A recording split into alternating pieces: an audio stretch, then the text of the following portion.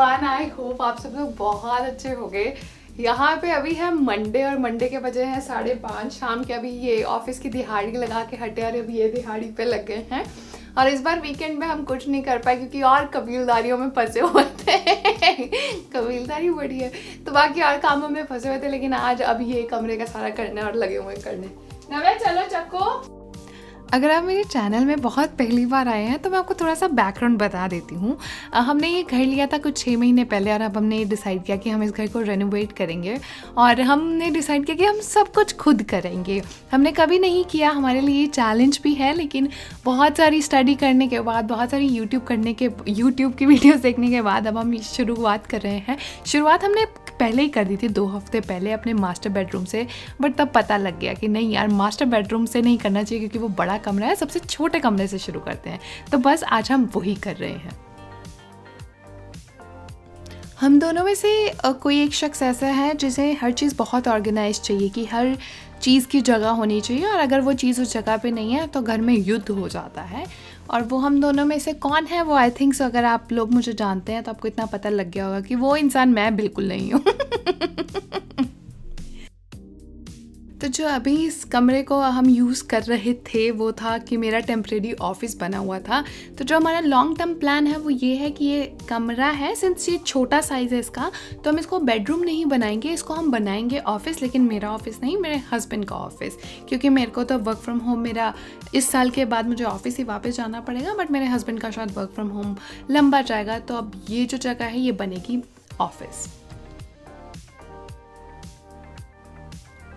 और इसी के साथ अब जो मेरा ऑफिस है वो बेसमेंट में शिफ्ट हो गया है।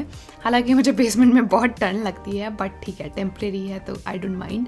और यहाँ के फर्नीचर की जो मुझे एक अच्छी बात ये लगती है कि बहुत इजीली डिसअसेंबल हो जाते हैं। आपको बस वो पेज खोलने, आप उसको डिसअसेंबल कर लो, और मतलब अगर आपको एक जगह से दूसरी जगह मूव करने तो इतनी बड़ी दिक्कत नहीं होती। और अब हमें काफ़ी प्रैक्टिस हो गई है तो अब हमारे लिए इतना अब मुश्किल नहीं लगता इसको डिसअसेंबल करना और फिर से असेंबल करना।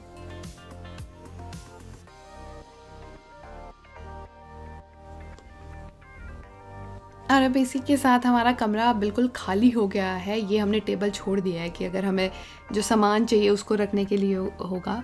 अब सब कुछ हो गया है, लेकिन एक आखिरी चीज़ रह गई है कि सिंस हमने सीलिंग पे काम करना है तो ये लाइट भी उतारनी पड़ेगी। मुझे बहुत हंसी लगती है जब मैं अपने पेरेंट्स इन लॉ को ऐसे फ़ोन करती हूँ तो उन्हें ऐसे बहुत हैरानी लगती है, क्योंकि मेरे हस्बैंड ने ऐसा काम इंडिया में कभी किए ही नहीं थे, कभी ज़रूरत ही नहीं पड़ती, बट यहाँ पे आके आप सब सीख जाते हो, चाहे वो कोई भी काम हो। तो अब ऐसे मुझे भी पता लग गया कि कैसे उतारते हैं लाइट।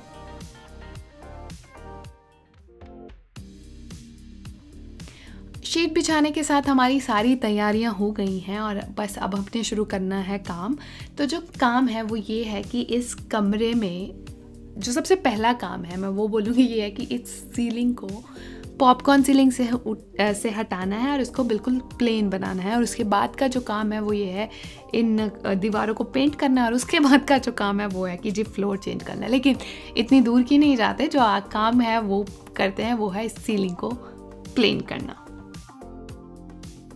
तो जो मेरा काम रहता है वो ये होता है कि मेरे को सीलिंग पे स्प्रे करना होता है और उसके बाद ये नीचे डब्बा लेके खड़ा होना होता है। मेरी पिछली वीडियो में किसी ने कमेंट किया कि आप डब्बा लेके क्यों खड़ते हो जब आपके नीचे ऑलरेडी शीट्स बिछी हुई है।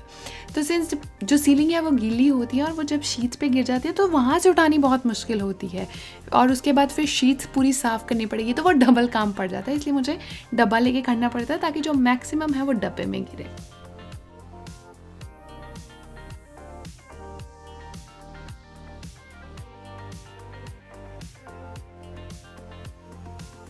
मुझे ना बिल्कुल वो वाली फीलिंग आती है कि जो नया मज़दूर होता है जिसको काम अभी नहीं आता और ठेकेदार उसको सारा काम समझा रहा होता। तो मैं वो मज़दूर हूँ जिसे अभी काम नहीं आता और ये मेरा ठेकेदार है जो मुझे सारा काम समझाते हैं।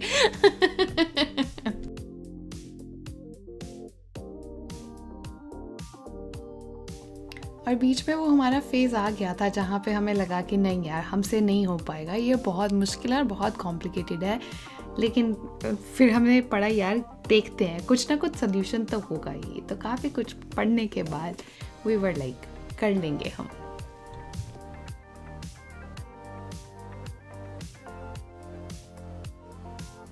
और सीधी सी बात है, जब भी आप अपने कंफर्ट जोन से बाहर आते हो तो काम मुश्किल तो लगता ही है, हमें भी लग रहा है, लेकिन अगेन नथिंग इज़ इम्पॉसिबल। वही वाली थ्योरी लेके कर रहे हैं। और 2.5 घंटे के बाद हमने 6 बजे शुरू किया था, 8:30 बजे तक ये हमारा हो गया and we called it a day. एंड उसके बाद बोला कि यार अभी खाना भी बनाना है, तो बस। और मंडे को हमारी यही आउटपुट थी। अब इतना समझ आ गया कि अगर हम वीकेंड्स पे ही करते रहना है काम, तो पता नहीं कितने साल लग जाएंगे। तो अब हमें वीकडेज पे भी काम थोड़ा खींचना ही पैना है। तो आज ट्यूसडे है, तो मैं तो नहीं करवाने वाली, आज मेरा काम नहीं है कुछ। तो आज का काम, एक मिनट, ठेकेदार साहब से पूछते हैं। ठेकेदार साहब, आज का आपका काम क्या है? तो आज स्किम कोट करना है, जो बहुत ही गंदा काम है। तो बेसिकली करना क्या है, ये जो ऊपर अब उसके उतारने के बाद उसको समझाना कैसे, उसको बिल्कुल प्लेन करना है कि जो उसका जो सरफेस है वो बिल्कुल स्मूथ हो जाए। अगर इसको ऐसे ही हम पेंट कर देंगे ना, तो वो इम्परफेक्शंस दिखेंगे। तो उसको अच्छे से अभी करना है। मैं एक्सप्लेन करना मेरे लिए थोड़ा मुश्किल है, आप खुद ही देख लो। तो ये जो सीलिंग है, ये पॉपकॉर्न रिमूव करने के बाद है। तो अभी इस पर स्किम कोटिंग करनी है। तो ये स्किम कोटिंग से पहले और पॉपकॉर्न के बाद की सीलिंग है। और यहाँ पे हमने सारे अपने टूल्स रख दिए हैं। कोशिश यही रहती है कि सारी चीज़ें एक साथ रखें, ताकि बार बार इधर उधर नहीं जाना पड़े। और ये है ड्राइवल कंपाउंड जो अप्लाई करना है, लेकिन अप्लाई करने से पहले इसकी कंसिस्टेंसी को हमने ठीक करना है, क्योंकि वो बहुत ज़्यादा मोटी थी, इसको भी थोड़ा सा पतला करना है। और यहाँ पे हमारे ठेकेदार साहब शुरू हो गए हैं। मुझे नहीं पता आप में से कितने लोगों को ऐसा लगता है, लेकिन ये ऐसे देखना कि प्लेन होता हुआ ना, बड़ा सेटिस्फाइंग लगता है मुझे। तो मतलब मैं कुछ नहीं कर रही थी, बट मैं खड़ी देख रही थी, क्योंकि मुझे ऐसा लग रहा था कि हाँ यार, ये बहुत मुश्किल काम है। मतलब ये जो करता है उसे ही समझ आती है कि इसमें क्या मुश्किलें आती हैं, क्योंकि जब आप इसको चलाते हो तो लाइंस डल जाती हैं। मैं उसमें नहीं जाऊंगी, बट हाँ मैं इतना ज़रूर बोलूँगी कि ऐसे इसको देख के इतनी सेटिस्फैक्शन वाली फीलिंग आती है कि हाँ बहुत स्मूथ हो रहा है।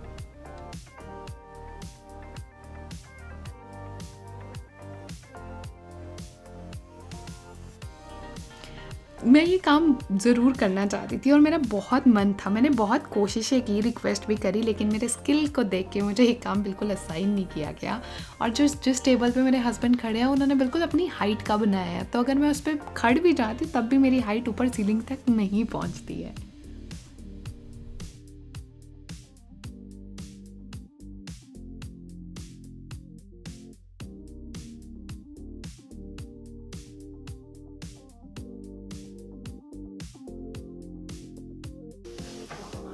ऐसे करो ना, तो वो फिर कोई इस पे प्रिंट नहीं रहता।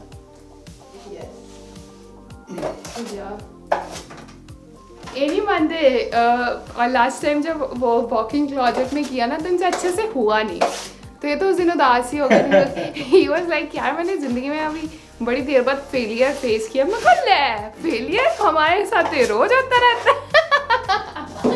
तो आज ये वैसे काफ़ी अच्छा कर रहा है। मेरा कोई रोल नहीं है, बट यार बहुत ही खींच दो, काम चंगे तरह खींच दो। अभी इसको कितना टाइम और लगेगा? आधा घंटा। चलो कर लो, रोटी दे देंगे हम आपको। चलो बाय। आज का काम क्या है? एक और कोड मारना। मेरा काम क्या है वो बताओ। मेरा काम। हाँ मेरा काम दसो ना, मेरे को क्या करना है?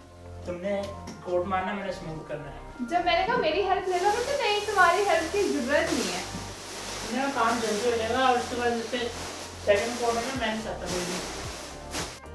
जो पहला स्किम कोड था वो इन्होंने अकेले किया, लेकिन अब इनको समझ आ गया कि यार बिना टीम वर्क के काम नहीं, गल बननी नहीं है। तो आज मैं भी हेल्प करूँगी। तो यहाँ पे मुझे समझा रहे हैं कि मेरा काम क्या रहेगा, और फिर हम दोनों मिलके लास्ट स्किम कोड एक साथ करेंगे।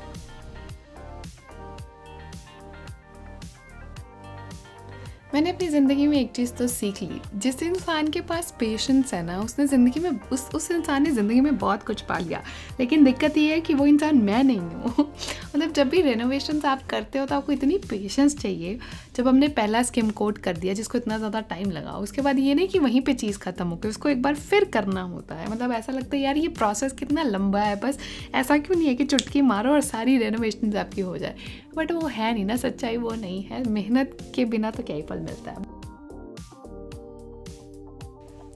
और यहाँ पे अब हम दूसरा स्किम कोट कर रहे हैं। कहते हैं कि 2 करने ही पड़ते हैं और दूसरे के बाद एक और प्रोसेस होता है, आप सैंड करते हो और उसके बाद आपकी सीलिंग बिल्कुल रेडी हो जाती है। तो जो मेरा काम था वो ये था कि इस पोंपू से यानी इस डंडे से मेरे को पूरे वो कंपाउंड अप्लाई करना था। देखने में बहुत आसान लगता है, लेकिन जब मैं इसको अप्लाई कर रही थी ना, ये पोंपू से जहाँ पे मैं चला रही थी वहाँ नहीं चल रहा था, ये कुछ और ही टेढ़ा वेढ़ा हो ही जाता था। तो वो ये काम दिखने में आसान लगता है बट उतना नहीं था, but somehow I managed to do it. और इसी के साथ हमारा पूरा कमरा का हमने सेकेंड स्किम कोट भी कर दिया। स्किम कोट को सूखने का टाइम देना होता है कुछ 24 घंटे, और उसके बाद ये करना होता है सैंडिंग। सो सैंडिंग बेसिकली क्या है, उसको रब करके स्मूथ करना। तो ये बहुत पहले हमने हाथ से किया था, वो बहुत बुरी हालत हुई, सारा कुछ ऊपर पड़ जाता था। तो हमने डिसाइड किया कि हम पोल लेके और उसके साथ वैक्यूम अटैच कर लेंगे, ताकि अगर वो गिरे तो वैक्यूम साथ में सक कर ले।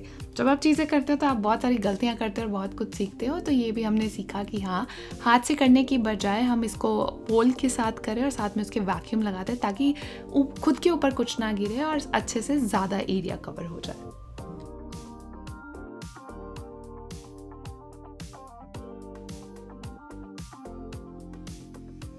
तो आज यहाँ पे मंडे आ गया है, मतलब पूरे 1 हफ्ते में हमने इस कमरे की पॉपकॉर्न सीलिंग हटा दी, उसके बाद स्किम कोटिंग कर दी, स्किम कोटिंग के बाद प्राइमर भी मार दिया, उसके बाद प्राइमर का अगला कोट भी मार दिया। तो ये थी हमारी हफ्ते की मेहनत। ये होता था कि हम पूरा दिन नहीं लगते थे, लेकिन ऑफिस के बाद जो टाइम होता था उसमें लगते थे।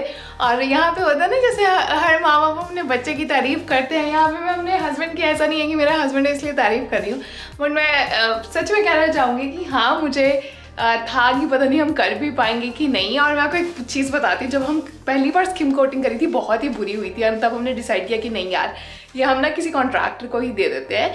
बट फिर पता लगा कॉन्ट्रैक्टर ने करना है तो सारे कमरे एक साथ करने हैं, लेकिन वो हमारा प्लान नहीं है। और फिर थैंक्स टू यूट्यूब की वीडियोस देख देख के हमने कर ही लिया।